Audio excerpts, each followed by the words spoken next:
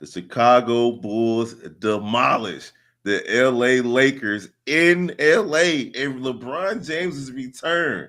It's your boy Big Kev. It's your boy Bobby. We're gonna discuss all of that plus more right after the intro. You are now tuned in to Chicago Bulls Central, your number one place for all Chicago Bulls news and content. I see red, I see red, I see red, I see red, yeah, I see red, I see red, I see red. Listen, the Chicago Bulls just dominated tonight, Steve-O. Dominated to the point where it was laughable at the end of the game. It's your boy Big Kev. I called you Steve-O. It's Bobby. Big Bobby in the building. What's up? Bulls going crazy. Matis Buzelis with a career night, 31 points for him. Kobe White pacing the Bulls with 36 points. Josh Giddey, 15 points, 8 steals, 17 assists, 10 rebounds, and the bench showed up 146 to 115 on the road. This team is one game below 500 on the road, Bobby.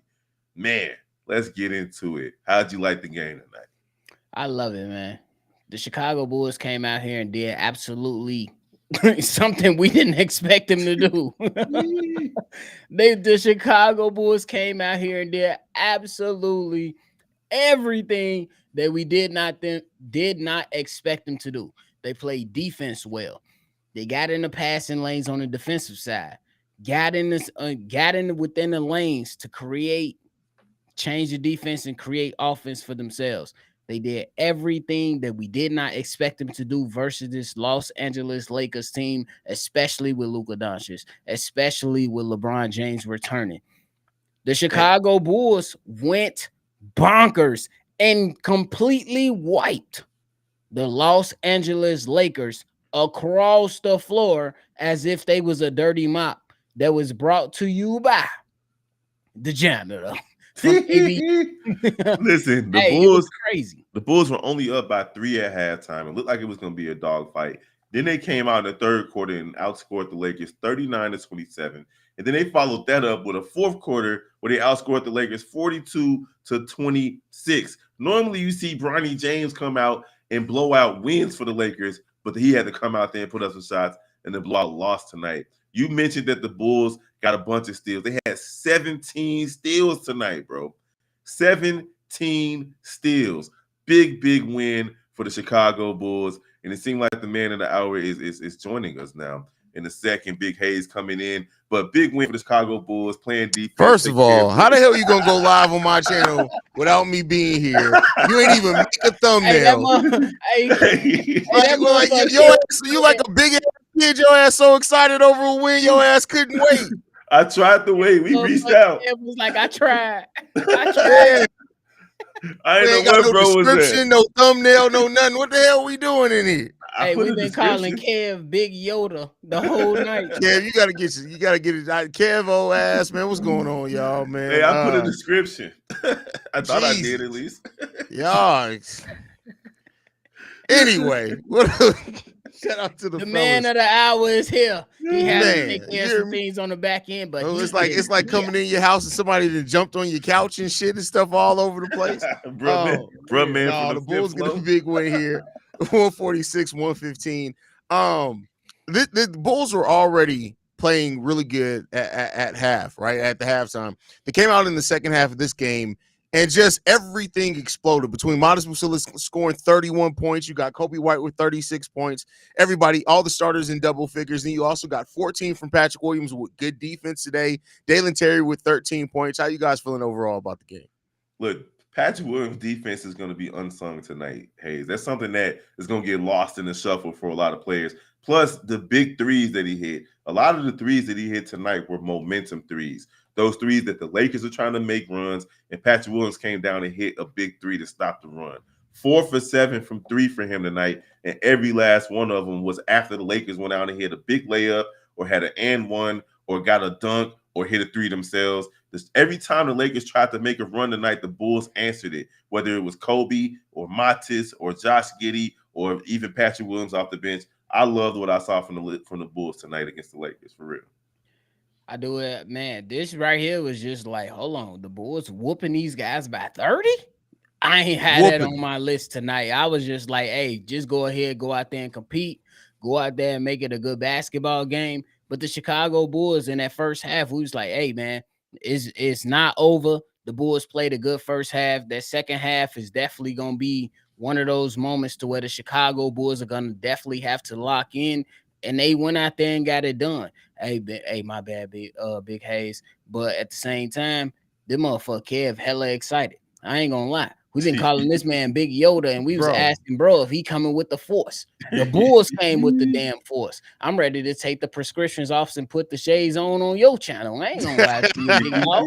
We ready to put the shades on your channel because Yeah, it's man. like it's just real quick. It's just like for me, I'm saying I'm telling all the people that follow Shy Bulls podcast, like, bro, let's just take it one game at a time. We don't know how this damn team gonna go, and you saying to yourself, if you get too high, the Bulls will knock you down. If you get too low, the Bulls will bring you up. But this right here is a complete ass whooping to a team that's expected to be in the championship rounds of the playoffs. And I can't be mad at the performance from this team tonight. Kobe White was on fire. Josh Giddey damn near had a quadruple double. That's the first. It hasn't been done since '94 by David Robinson. We was looking it up. It hasn't been done since '94, and I'm like, hey, Josh Giddey, go ahead and get them 2 steals, gang. Go ahead and put yourself in historic, his history. But man, my bad, Big Hayes. But at the same time, the Bulls fucking win. The Bulls win. Bobby, how many drinks you had, bro? Because you ain't never talked that long bro. Didn't had a Like couple of drinks. Like fuck. Hey, I ain't gonna lie to you, Vic. Hey, You always know when Bobby didn't had a couple. No, but this team, and I think the thing I've talked about this before, right? I really think for some Bulls fans, it's been it's reason for doubt, right? Like I want to act like it's unreasonable to still have doubts about the team. How I still have some doubts about it, like, but you can only deny what's in front of you for so long, right? Like, I get it, people. Like I said, I have had doubts about Kobe and Giddey and how them working on the court is going to be something that's sustained. And to me, now you're seeing it. Like, yeah, it took most of the season, but you're legitimately seeing that these fellas have spent the time this year learning how to play together. And now it's real. Like, they understand how to balance each other out on the court now, right? Like, when Kobe's hot, Giddey's understanding, all right, bet, now let me rebound. Let me do my other things. I know when I'm going to attack. And Kobe is playing at, like, this stretch that we're seeing right now from Kobe White. I'm going to go ahead and say it's going to piss some people off. It's better than any stretch we've seen in Zach LaVine's time here with the Chicago Bulls, period. You know why? Go ahead. Because it's affecting winning. Because Zach LaVine has had stretches. Yeah, amazing stretches. But during those stretches, the Bulls will win 3 games out of 10, 4 games out of 10. The Bulls have won, 7 out of their last 9 right now? Yeah. And you're looking at Kobe White play within the flow of the offense. He's not hunting shots. He's not demanding the ball and just driving into the teeth of the defense to try to make stuff happen. He's playing the type of basketball that we saw him do last season when he had that stretch where it was like maybe he'll be the most improved player. Maybe he'll be an all-star even. Right now, we're seeing him play free. And honestly, the Bulls have addition by subtraction by addition right now. They subtracted a lot of good players, a lot of players that we liked on this squad, and Alex Caruso, DeMar DeRozan, Zach LaVine. But now the young guns are stepping up, bro. And they stepping up in a big, big way. Josh Giddey tonight was unbelievable. And to your point, Bobby, his stat line is the best stat line that we've seen since Alvin Robinson did it in like 1984, 1988 or something like that. And he came this close to getting that first quadruple double, which is crazy to think that nobody's gotten it in 31 years. That is insane since David Robinson did it. And you got to give the head coach some credit. You got to give Billy Donovan some credit for the way that this Bulls team has been playing for the last month of the season. Because after that trade, they came out listless. After the All-Star break, the Bulls were damn near unwatchable. We had got to the point where we were like, we just want to see what the young guys going to do. We're going to see if Matas Buzelis can put up some numbers. Now we're watching a team that has a shot at the number 8 seed in the Eastern Conference to get a chance to play not just one but two play-in games. So, like, listen, man, the Bulls are exciting to watch right now. And I didn't think they would be after they traded Zach LaVine. Yeah, especially not like this. Like when you go back and look, like I get it that the wins took a while, but like after that All-Star break, like we slowly started improving. You started seeing like the identity build on this team and things like that. But it's gotten to the point now where like we're not only competitive and in every game, but it's the way that we're playing. We're playing finally as a team. It's nobody watching one player dribble or anything like that. Like how many times over the years that we've been doing this show together, y'all? We've been doing shows together. We've talked about like you've seen a team where they're just standing around in close games, right? Like they're just watching what happens. Like they're almost kind of detached from what's happening out there. You're seeing a team that's making things happen. This is no longer a team that's just allowing what the flow of the game to come to them. They're playing as a team. Everybody's getting involved. Everybody's attacking. They're understanding their roles. I think that can go overlooked sometimes. Yeah, you need a star to win a title, right? No matter how good this Bulls team is, not making any type of crazy statements that this is a title team or anything like that. But when you look at just damn good teams that can go on playoff runs, this Bulls team's there. This is the type. If they would have started off the season playing this way, there'd be nobody that's questioning while we're still trying to win games down the end of the season, because they're playing like a bottom tier playoff team right now. Not just play-in team, the Hayes, not just a play-in team, a playoff team. Like this is a team that can actually play a playoff series. Mm-hmm. Now, I didn't think that was the case, but go ahead, Bobby. I was just gonna say that Hayes is 100% correct, but I always go back and say that hey, they had to allow Zach LaVine to build up some of his you know what I'm saying? Trade value. Things, exactly. Trade value within the season to go ahead and be able to go ahead and trade him and move him and get him off the team. But these young guys are doing everything that you expect them to do. And the most important thing that I love for this team is that these guys are going out there and showing heart.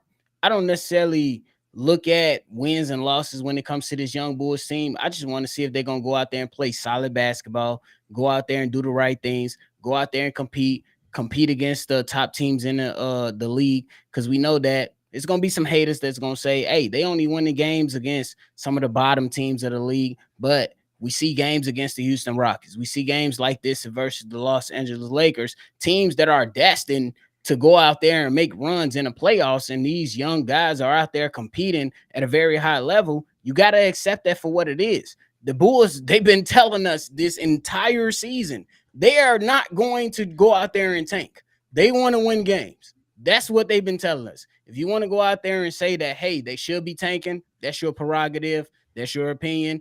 And I'm like, okay, cool.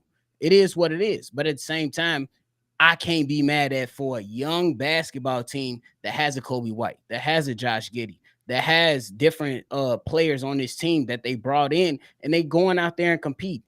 It is unfortunate that Trey Jones went down right now at this moment, but at the same time, you got to love what you're seeing at the Chicago Bulls, because they showing a lot of heart. You cannot be mad at a team like this showing heart and playing and competing. Even if they would have lost this game, you still would have acknowledged that these young guys have put pressure on the Los Angeles Lakers, and what they've done versus the Los Angeles Lakers versus the Sacramento Kings, while they had the lead going into the fourth quarters, and, you know, in tight games to where people were talking crazy and expecting them to lose, they show heart. So you gotta respect that to a different degree, and you gotta respect them for what they've been putting out there on the basketball court, for sure. You know, you just said something interesting I want to piggyback off of here, Bobby. You said putting pressure, right? I think you know who else this actually puts pressure on, and people say like this is like a scapegoat for Acme. To me, this puts more pressure on them to say, all right, you got more talent than what you had here. How you gonna now bring this all together in the offseason? Because now, whereas if the Bulls were losing right now, you'd have an offseason of punting, do your draft pick, those type of things. But now you have this young team is showing you, hey, we can be competitive in this league. All right, bet now what are you gonna do, right? You don't have the huge contract like you had. Even if you do re-sign Josh Giddey, you're nowhere near the luxury tax like where you were when you had DeMar, Zach, and you were trying to build around that. It's a young roster, relatively healthy roster outside of Lonzo. What are you going to do, right? Vooch does not fit this team anymore. No knock to Vooch. No knock to Vooch at all. All right. Go move off of Vooch. Get somebody in here that fits the team a little bit more. You've seen just with Zach Collins on this team. He's like nobody would look at Zach Collins and say he's an athletic center. He's more athletic than Vooch. Look at how much different we look like with just that little bit of difference of athleticism being on the court instead of Nikola Vucevic. What are you going to now do, AK? Because he can jump. Yeah. What's Vooch's contract? This is last year on the contract, right? Next season is his last year. Also, he'll be traded draft night or before draft night. I can see it. For most front office, I would believe that. This front office, though, I don't even know if we can say that. You might be right. You might be right. Vooch is sleepwalking his way into double doubles right now. It's crazy. He don't even look interested. And then to Hayes, to your earlier point, it was just like while we was going through it, is like, how do you figure out how to retain Josh Giddey at a value that you feel like is appropriate for your team? But now you got Kobe White on a cheap deal, and if he's able to finish off the season at a high level like he's playing right now, I think it's like 12 games of being over 20 plus point games right now to finish off the season. If he's able to finish that off for the season, do you go ahead and, you know what I'm saying, make that something that you prioritize in the offseason to make sure that he's locked up for the foreseeable future? It's a lot of things that the Chicago Bulls got to figure out. But I'm with the team, man. You got to allow these guys to go out there and compete, finish off the season, and see what they can do. I know it's a lot of people, especially me, saying, hey, they could definitely go ahead and fight for that 8th seed. But hey, you gotta hope that the Orlando Magic lose a couple games here and there, and you will see where the chips may fall. But at the same time, you just got to worry about yourself. Worry about yourself, take care of your business, and then at the end of the season, you'll evaluate everything, and then you move on from there.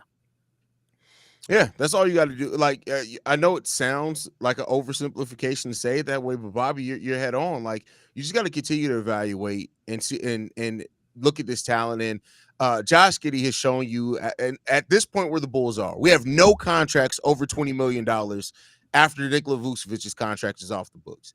I get the question on, hey, we don't want to overpay for Giddey and all this, but no, this is the time. Like, where you have the risk tolerance to pay Josh Giddey. Now, I'm not saying you still don't want to allow the market to dictate what Giddey gets paid. You don't want to just walk into it and be like, oh, bet you want 30, here's 30. You still want to negotiate that contract, but like potentially walking away, which some Bulls fans have pointed out or tried to say we should do from somebody like Giddey who's doing the things that he's doing on the court at the place where your team is would be stupid.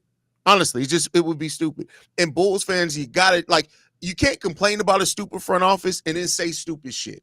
Some of y'all saying stupid shit. I'm just 100%. Y'all letting y'all feelings get caught up for whatever those feelings are. I get it. The Zach LaVine contract was limiting all that type of shit. This is not that situation. It's not that situation. Everybody who brings up anytime something comes up with Giddey, but, oh, do we want to be in the same situation as Zach? That was a team that literally spent 3 first-round picks to bring in veterans to build around Zach. There was no way they were going to let him walk that offseason. It just wasn't going to happen. This team has all their first-round picks now. This team doesn't have any other big contracts. This team doesn't have any hugely limited veteran contracts. You just got to chill out. This is where you want to develop and take the risk. Go ahead, Kev. You can do that. You can complain about a stupid front office and then say stupid things, but then it makes you sound stupid as well. So, like, it's just the reality of it. There's nothing wrong with right around the time that Zach got traded to say that you wanted to see the Bulls kind of lose games but have the young players develop. But now that we've seen a sample size of what this team looks like without Zach LaVine and how they've been playing with only 11 games to go now, you got to change your perspective. There's nothing wrong with changing how you see things based on evidence. Right now, we have evidence that this team is different. They're not going to just roll over and lose. Kobe White is not just going to sit back and shoot 35% from the field. It's not going to happen. So now you got to start to look at what's the ceiling on the rest of this season. Because a lot of people are like still want to see the Bulls tank for Cooper Flagg if you're still doing that, then bro, like what's wrong with your brain? Like you don't have like your brain capacity is limited at this point. If you think the Chicago Bulls sitting in the position that they are in right now are going to tank, or they should tank the next 11 games, you have a mental problem. That's really the reality of it. It is like it's not 30 games to go. It's 11 games to go. The teams behind them are not going to start winning. Philly's not about to win. Brooklyn's not about to win. That's another thing too that I've never understood about the not by the nature of being pro tanker. If that's what you want to see the team do, that's what you want. We all have the things that we want to see the team do, right? But the thing I've never understood is that when people complain about, oh well, the Bulls, they should have lost this game. It's like, did you look at the standings? Did you see who was behind the Bulls? You know that to tank, right? That means you have to do worse than the teams below. You were never going to catch up with any of these teams that were tanking. You just weren't going to do it. Yeah, I agree with that. Right now, real quick, Bobby, right now, the Toronto Raptors are 24-46. The Philadelphia 76ers are 23-47. And they've lost. All of these teams is behind the Bulls. The Miami Heat is on a 10-game losing streak right now. Like everybody that's behind the Bulls is on a losing streak of 3 games or more, with the exception of the Charlotte, because they accidentally beat somebody the other day. So, like, there's no reason. Like, y'all should be more concerned about whether the Chicago Bulls can stay hot and catch the Atlanta Hawks and get to the 7th seed, as opposed to tanking to let the Toronto Raptors catch them, because it's not going to happen. Yeah, for me, it was the whole thing was, for me, it was the player development. If you focus on player development, you wouldn't necessarily care about wins and losses. It was just really that simple for me. Focus on the player development. Look how Trey Jones was going to come on the Chicago Bulls, and look how well he has played for the Chicago Bulls. Look at Kevin Huerter and his up and down performances, but you see that Billy Donovan likes this young guy. Look at Zach Collins, him filling in as a center for the Chicago Bulls, and you know that this offseason that the Chicago Bulls may look to move on, or more than likely will move on from Nikola Vucevic, and you look at young guys as a Kobe White. Ayo Dosunmu, how does he look when he returns from that shoulder injury? And you were just gonna be like, you take the games for what they are. I think Hayes, you said it a couple post games ago. Just focus on the players that are actually playing right now, and you will be all right. And I think I agree with that 100%, because I just think that if you look at the player development and you focus on the player development, you don't necessarily care about the wins and losses. But hell, I ain't gonna lie to you, this game right